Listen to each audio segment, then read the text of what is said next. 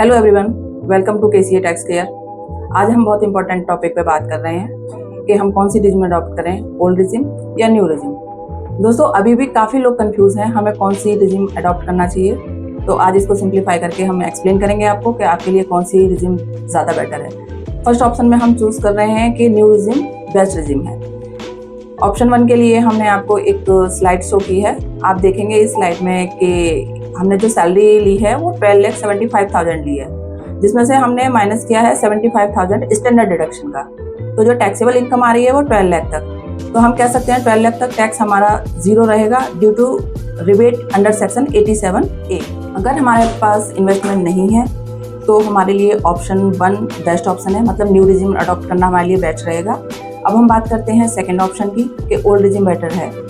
अभी भी हम ये कह सकते हैं कि अभी भी ओल्ड रिजिम आउट नहीं हुआ है, अभी भी हमारा ओल्ड रिजिम किंग साबित हो सकता है हमारे लिए।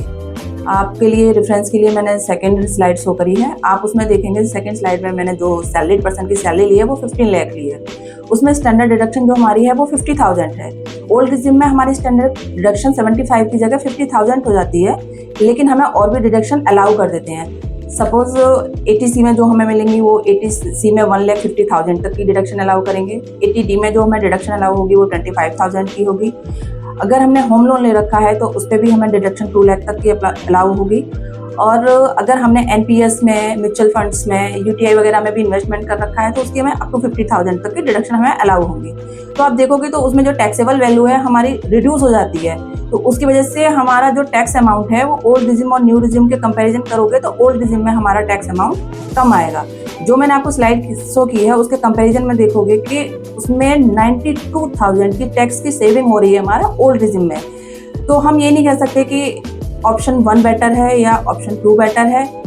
डिपेंड करता है कि हमारा कौन सा ऑप्शन बेटर है, कि हमारे पास इन्वेस्टमेंट और डिडक्शन अगर हैं तो हमारे लिए सेकंड ऑप्शन भी बेटर ऑप्शन हो सकता है। आपके लिए कौन सा ऑप्शन बेटर है, ये जानने के लिए आप हमें कांटेक्ट करें।